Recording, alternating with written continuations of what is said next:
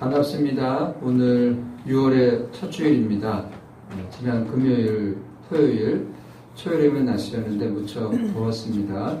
오늘 거룩한 주일 하나님 앞에 나와 예배하는 우리 모두에게 예수 그리스도 우리 주님의 평강과 기쁨이 함께 하시기를 간절히 기원합니다. 아멘. 인류 역사의 그 발전 과정을 보면 일반적으로 시족시대, 그 다음에 부족시대, 그 다음에 왕정시대로 진행되는 것을 우리가 확인할 수 있는데요.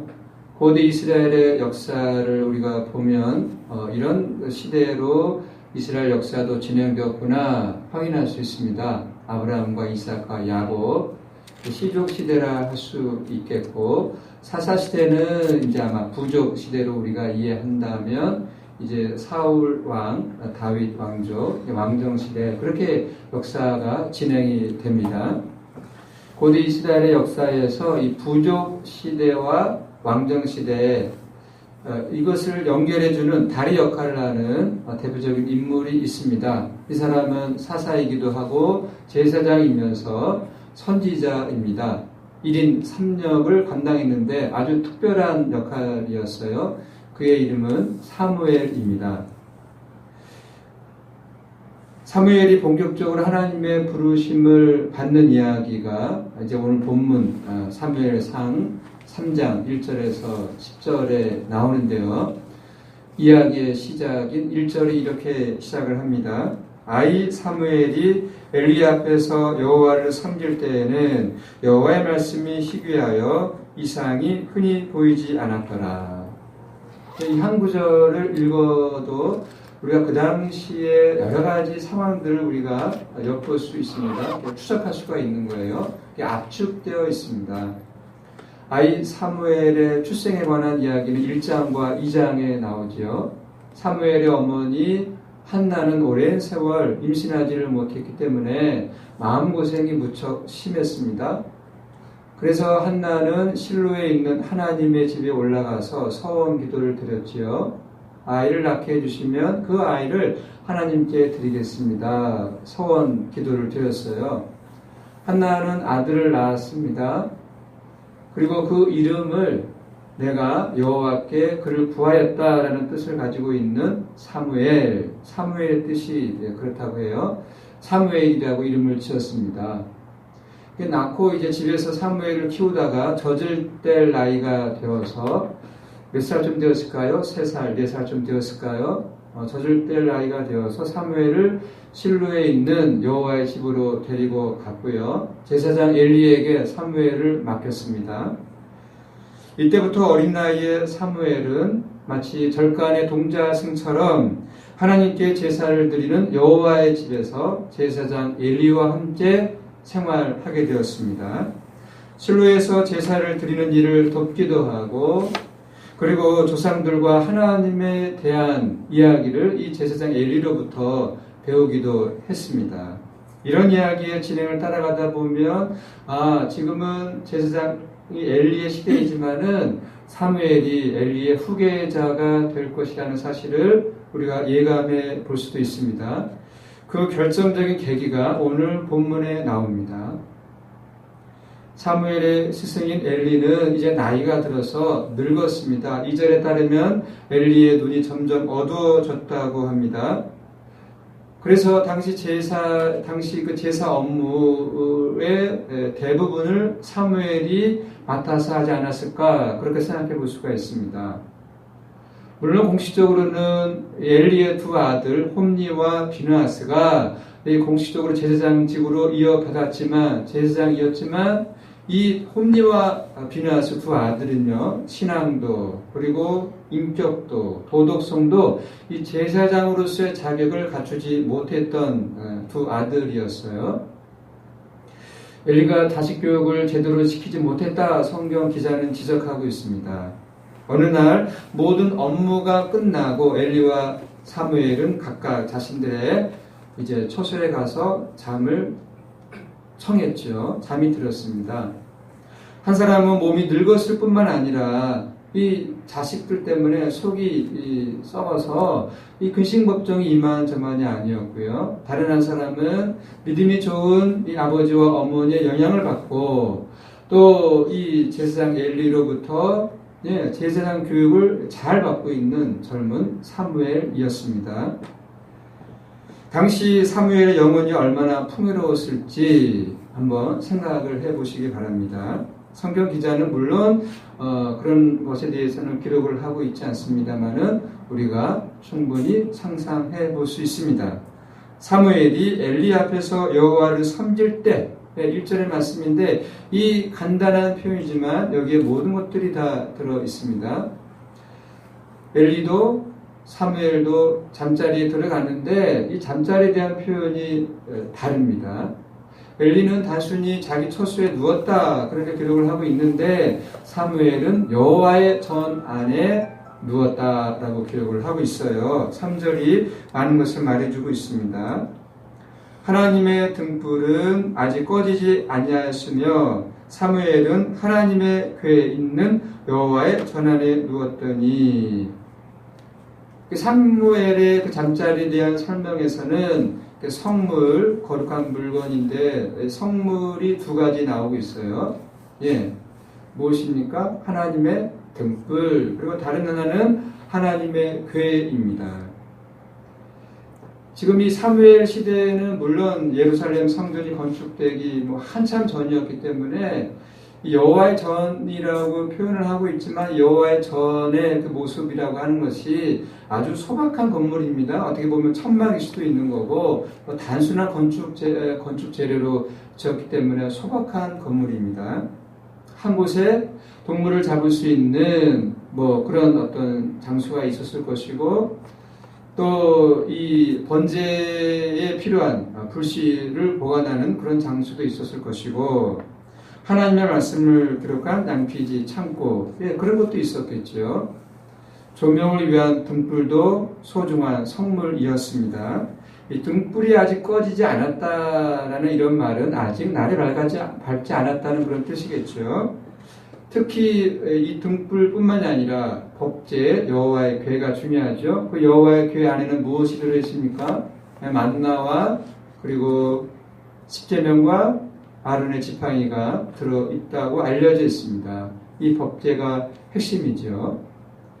이런 분위기에서 잠을 자던 사무엘은 한밤중에 자기를 부르는 소리를 들었어요. 당연히 제사장 엘리, 자신의 영적 스승인 제사장 엘리가 부르는 것이다 생각을 했어요. 평소에도 이 엘리는 이 밤중에 사무엘을 불러서 이 성소의 업무, 제사 업무에 대한 전반적인 것들을 확인하고 물었겠죠. 그리고 또 물도 이렇게 갖다 주라는 그런 부탁을 했을 것입니다. 사무엘은 엘리에게 급히 달려가서 이렇게 대답을 합니다. 당신이 저를 부르셨기로 내가 여기 있나이다. 엘리는 사무엘을 부르지 않았죠. 너가 뭔가 잘못 들었던 모양이구나. 가서 다시 자라. 그렇게 이야기를 했어요. 이런 일이 3번이나 반복해서 일어났습니다. 사무엘은 뭔가 심상치 않은 일이 일어났다는 사실을 직감했고요. 자신은 이제 나이가 많이 늙다 보니까 하나님 말씀을 느끼지 못했어요. 그리고 이 두 아들 홈리와 비나스는 영성이 턱없이 부족했기 때문에 하나님의 말씀을 들을 수 없는 그런 때였습니다. 1절에서는 이런 사실을 여호와의 말씀이 희귀하여 이상이 흔히 보이지 않았다고 표현을 하고 있어요.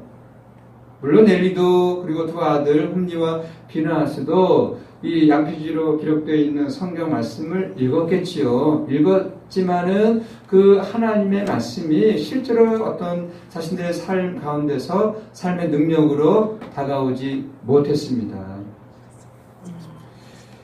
이것이 일종의 하나님의 침묵 현상인데요. 이런 하나님의 침묵 현상이 계속 지속이 된다면 엘리와 두 아들에게 뿐만이 아니라 이스라엘 백성들 모두에게도 영적인 위기입니다. 일말의 기대는 있죠. 이 제사장 교육을 잘 갖고 있는 이 사무엘에 대한 어떤 일말의 기대를 갖고 있었겠지만 하나님을 경험하기에는 이 사무엘의 나이가 너무나 어렸기 때문에 엘리는 아마도 속으로 끙끙 근심 걱정만 하고 있었는지도 모르겠습니다. 그런데 오늘 밤에 정말 이상한 일이 벌어진 거예요. 엘리는 사무엘에게 말합니다. 다시 가서 누워라. 다시 너를 부르는 소리가 들리면 이렇게 대답해라. 일러주었습니다. 여호와여 말씀하소서 주의 종이 듣겠나이다. 이 엘리의 이야기에 따라서 다시 가서 잠자리에 누웠습니다. 잠이 들었는지 아니면 비몽사몽간이었는지 정확히는 모르겠습니다만은 하나님이 사무엘아 사무엘아 자신을 부르는 어떤 소리를 들었어요. 그 장면은 오늘 설교 본문 마지막 구절이 이렇게 전하고 있습니다. 공동 번역으로 읽어드리겠습니다. 그러자 야훼께서 거기에 나타나 서시어 아까처럼 사무엘아 사무엘아 하고 부르셨다. 사무엘이 야훼여 말씀하십시오. 종이 듣고 있습니다. 하고 대답하자. 어떻습니까? 성도님들이 이런 동화처럼 들리는 성경 이야기를 들으면 어떤 생각이 드시는지요? 이 사건의 실체적인 진실이 무엇인가 하는 질문입니다. 여호와 하나님이 우리가 일상에서 누구를 부르는 것처럼 아무개야 부르는 것처럼 하나님이 사무엘을 부르셨다는 것은 사실적인 것이 아니죠. 하나님은 사람처럼 성대의 떨림을 통해서 말씀하시는 분이 아니기 때문입니다. 아무도 하나님을 눈으로 확인할 수 없어요. 하나님의 음성을 귀로 들을 수 없습니다. 그래서 성경은 하나님을 본 자는 죽는다고 말합니다. 물론 성경에는 하나님이 직접 이렇게 부르시는 것처럼 생각할 수 있는 여러 이야기들이 있어요. 구약의 대표적으로는 아브라함 그리고 모세, 이사야 등등이 대표적이죠. 아브라함은 그 흑암과 두려움에 휩싸여서 하나님의 말씀을 들었습니다. 모세는 호렙산에서 불이 붙었는데 타지 않는 그 가시떨기나무 현상 앞에서 두려워하면서 하나님의 말씀을 들었어요. 이사야는 어떻습니까? 이사야 선지자는 한밤중에 그 성전에서 스라비라 불리는 그 천사들의 합창 소리를 통해서 하나님의 말씀을 들었습니다. 이런 하나님 경험 이야기에서 중요한 것은 두 가지인데, 하나는 이런 불이라든가 불꽃 또는 어두운 성전, 어떤 거룩한 힘을 느낄 수 있는 어떤 현상이 하나이고요. 다른 하나는 이런 현상과 더불어서 하나님으로부터 부르심을 받았다는 사실입니다.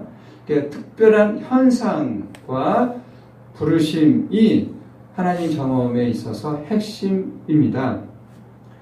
이것을 전하기 위해서 성경 기자들은 이 고대인들에게 익숙한 문학적인 방식으로 표현을 해주고 있는 거죠.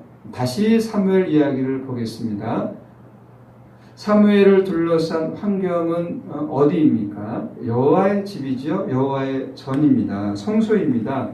오늘날로 이야기하면 예배당, 교회당이라고 할 수 있겠습니다만은 여기에 나오는 여호와의 전은 사람들이 보통 이렇게 받아들여지는 것과는 질적으로 차이가 있는 거죠. 오늘날에 예배당이라고 할 수도 있지만은 그 당시에 여호와의 전, 여호와의 집은 정말 질적으로 하나님과 함께 하시는, 물론 예배당도 그렇습니다만은 고대 이스라엘 사람들은 특정한 장소를 거룩하게 여겼습니다. 실로의 성소는 오랫동안 거룩한 장소라고 인정을 받았어요. 사무엘은 어려서부터 성소에서 생활했습니다. 성소에서 무엇하며 자랐겠어요? 하나님께 제사를 드리는 그런 제사 업무를 하면서, 그리고 엘리로부터 어떤 이야기들을, 어떤 가르침을 받았겠어요? 그 옛날 아브라함과 이삭과 또 야곱, 그들의 조상들은 어떠했으며 또 모세에 대한 그런 이야기, 하나님이 그들을 부르신 이야기, 그런 영웅에 대한 이런 이야기들을 들으면서 자라지 않았겠습니까? 물론 그런 이야기들을 이렇게 전해 들었다라고 해서 누구나 영적으로 뛰어난 사람이 되는 것은 아니었지만 사무엘은 정말 특별한 아이였습니다. 엘리가 하나를 이야기하면 둘이나 셋을 깨닫고 또는 10가지를 깨달았던 그런 아이였어요. 그런 사무엘이었습니다. 엘리의 나이가 들어가면서 대부분의 성소 업무를 이제 이 사무엘이 감당했어요. 이 성소의 등불을 켜기도 하고 끄기도 하고 또 제단에 빵을 올리는 일이라든가 여호와의 법궤를 이렇게 손질하고 또 청소하는 일 등등 전반적인 일을 감당했을 것입니다. 매일 그렇게 성소 업무를 감당했고 또 매일 밤 한 성소의 어떤 귀퉁이에 방이 있었는데 그 방에 들어가서 잠을 청했겠죠. 사무엘은 잠들기 전에 무엇을 생각하면서 잠들었을까요? 좀 전에 이야기했던 것처럼 성서에 기록된 그런 조상들의 이야기, 또 모세의 이야기들을 생각하면서 또 하나님에 대하여 생각을 하면서 잠들었을 것이고 또 아침에는 성소에 대한 업무를 오늘 하루 내가 어떠한 일들을 해야 될지 그런 것들을 생각하면서 눈을 떴겠죠. 그가 자는 곳, 그가 일상의 어떤 삶에서 일하는 그 모든 업무, 거룩한 등불과 거룩한 법궤가 있는 곳이었잖아요. 그러니까 사무엘의 영혼이 거룩한 힘에 휩싸일 수밖에 없었습니다. 이와 같은 일상이 반복되던 어느 날 밤에 사무엘은 앞에서 말씀드린 것처럼 4번에 걸쳐서 자기를 부르는 어떤 소리를 들었습니다. 처음에는 제사장 엘리의 호출이라고 여겼지만 실제로는 하나님의 부르심이었죠. 사무엘의 가장 궁극적인 내면을 찾아온 하나님을 만난 거예요. 사무엘이 하나님을 만난 것인데 정확하게 이야기하면 하나님이 사무엘에게 찾아오신 것이죠. 이 만남, 이 경험을 통해서 사무엘은 알게 되었습니다. 깨닫게 되었습니다. 자신이 앞으로 무엇을 하며 살아가야 될 것인지에 대한 확신을 말입니다. 즉 하나님의 말씀을 선포해야 한다는 소명을 깨닫게 되었어요.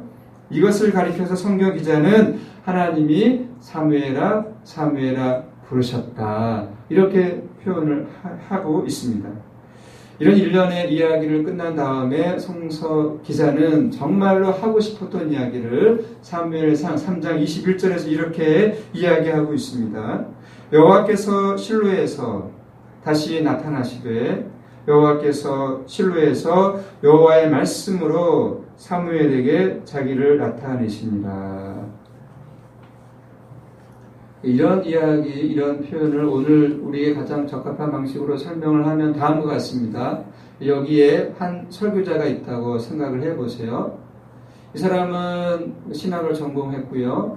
교회 현장에서 목회 훈련을 쌓았고 교회에서 이제 설교를 하며 살아가는 사람입니다. 목회자가 설교를 한다고 해서 그 설교가 모두 하나님의 말씀을 전하는 것은 아닙니다.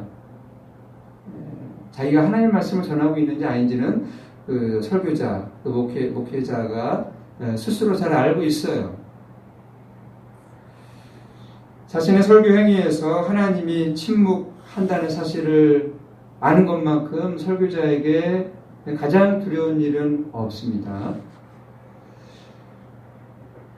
하나님은 침묵한다는 그 사실 앞에서 얼마나 이 목회자 또는 설교자가 이게 두렵고 답답한 일이겠어요.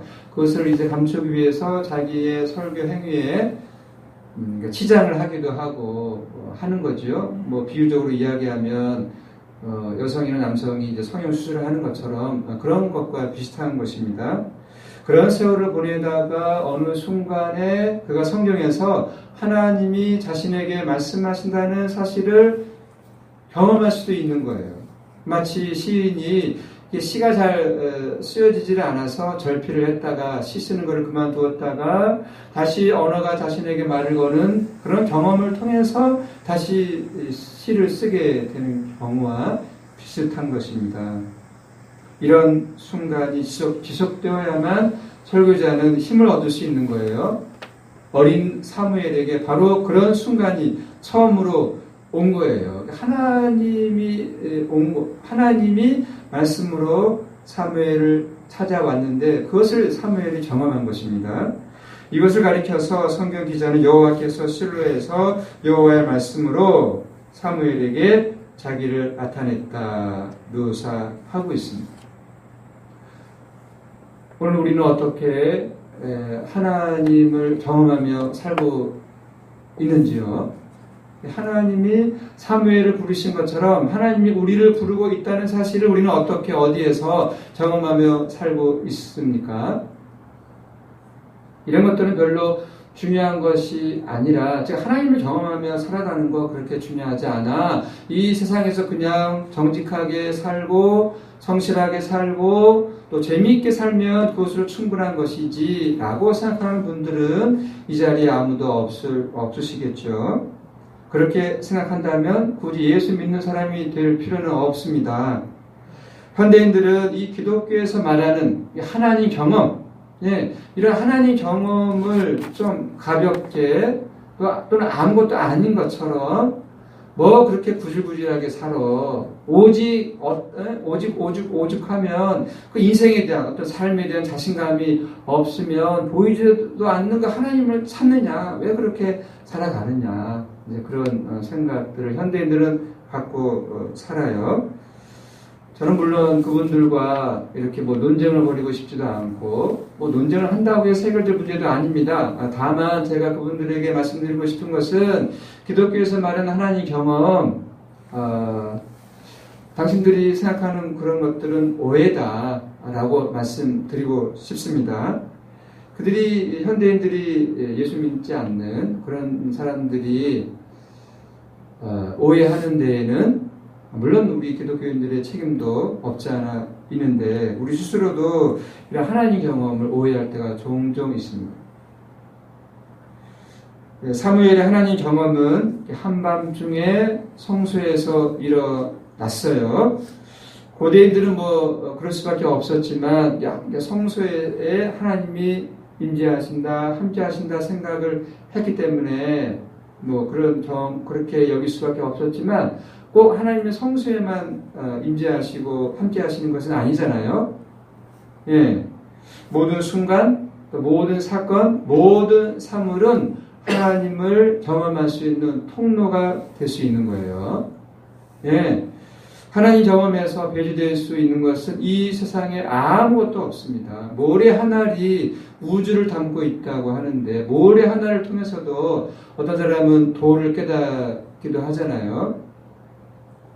빵과 포도주, 꽃과 나무, 구름과 안개, 새와 나비, 책상과 의자를 통해서도 하나님을 경험할 수 있고요.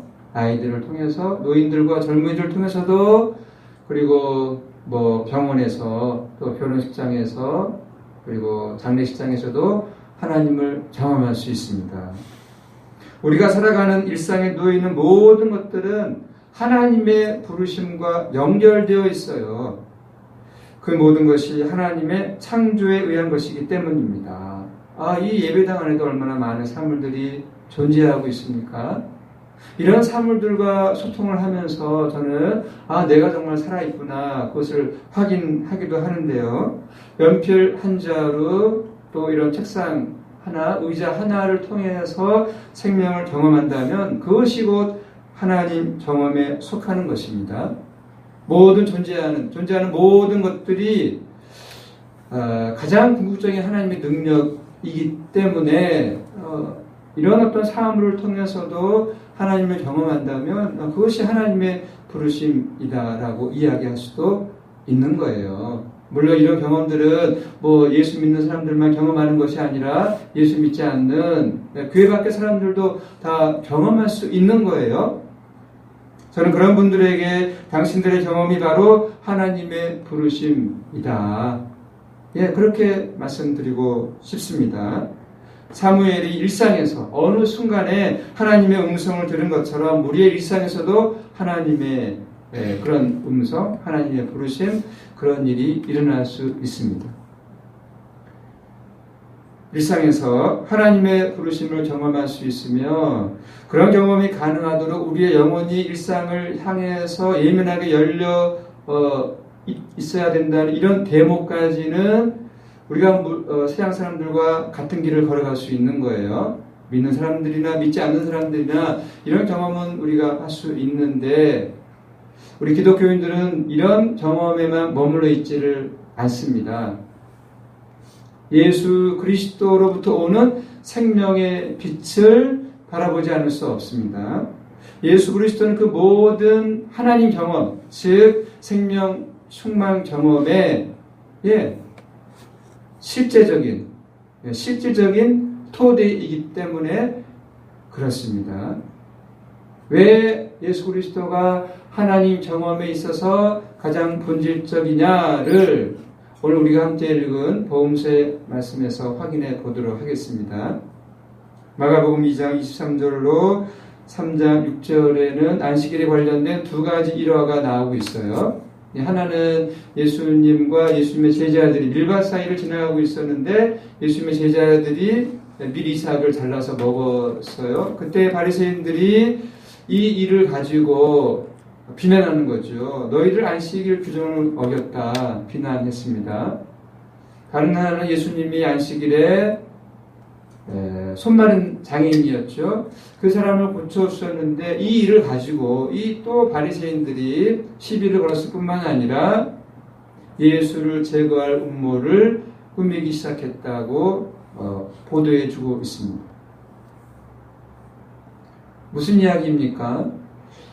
그 당시 안식일이 생명을 살리는 하나님의 약속이어야 되는데 그렇지 못하고 삶을 위축시키는 이데올로기가 되었다는 이야기입니다. 이데올로기가 무엇입니까? 사람을 이렇게 매달리게 함으로써 영혼을 파멸시키는 힘이 이데올로기예요.